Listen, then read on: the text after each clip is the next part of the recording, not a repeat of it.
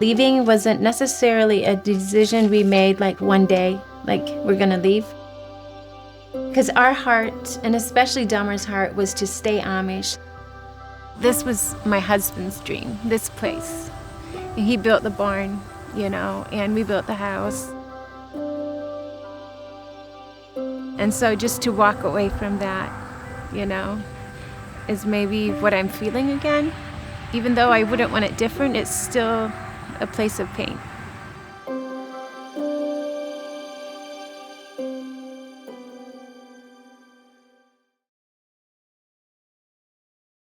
I loved to do good. I loved to please my parents. I was very much about keeping the law, doing everything right. And I did have questions as a little boy a lot to my parents, why we're doing these things. Because we were told we go to hell if we try not stay Amish. And then when my sister-in-law left the Amish, that's when I was supposed to shun her and not eat with her and not really associate with them. And then it was like, well, I really need to know what the truth is. That's how I had been living, don't do this, don't do that. And that will all pass. Like if I drive a car, it doesn't matter if I drive a car. It will pass. These are all just traditions. They're not scripture. That was one of those things that really started to set me free. In June of that same year is when we went to the tent meetings.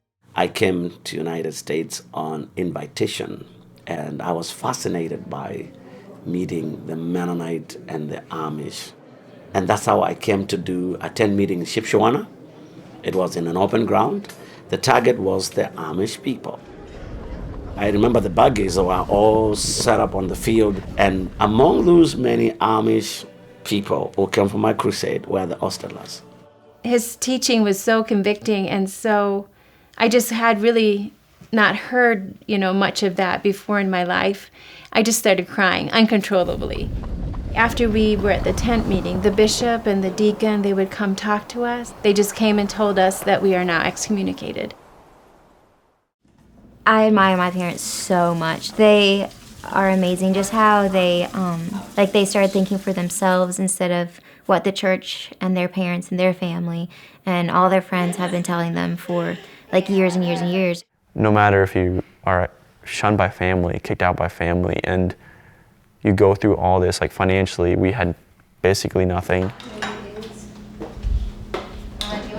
I just gained so much respect for them because they're giving up, sacrificing everything, their friends, their family, to make a change for their family, but also for the generations to come.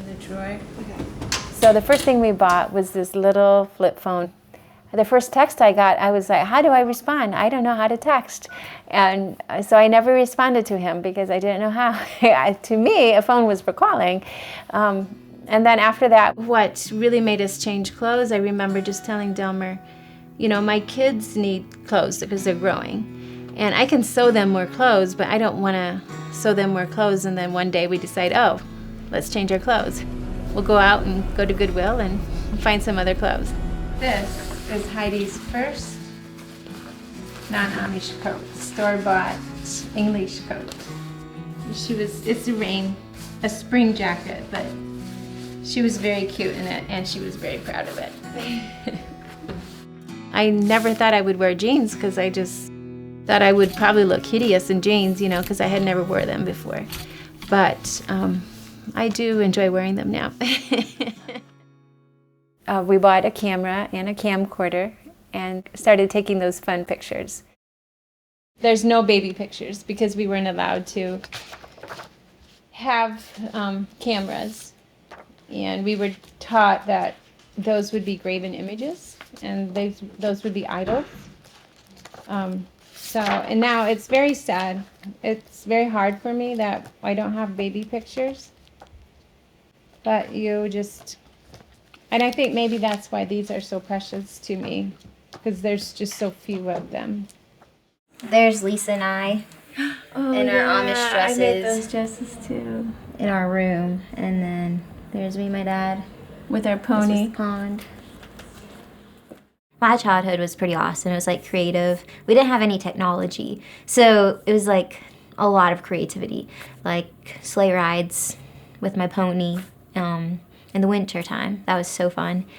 And lots of like Legos, puzzles, all sorts of puzzles. I also remember getting up fairly early in the morning and feeding the heifers with my dad as well. And I remember the clothes that I wore. They weren't your normal clothes. They were homemade clothes, I guess you could say. This is where we would come to buy our fabric and just tell them how many yards it takes.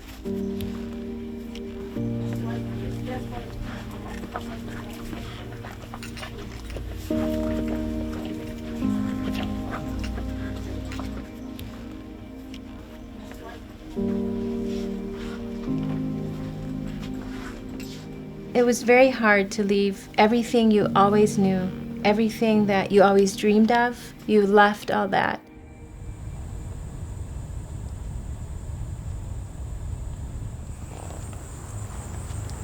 For the longest time, we didn't have these sidewalks. So when I look at these sidewalks, like they're a big deal to me, because I was so happy to have them. Yeah, so back here is still the same. Why don't we go back and look at the pond? We spent so much time back there.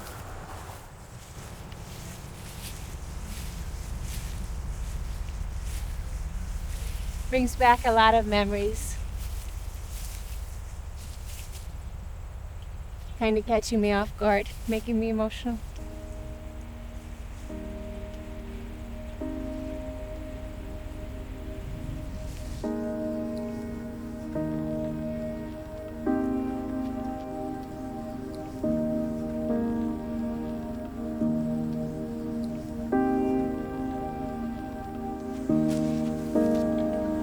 We spent so much time out here.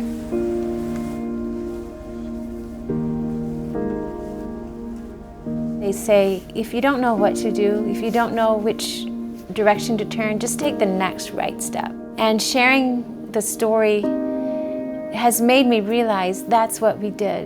Did we do it always perfectly? No. But day by day, we took the next right step. It was all worth it.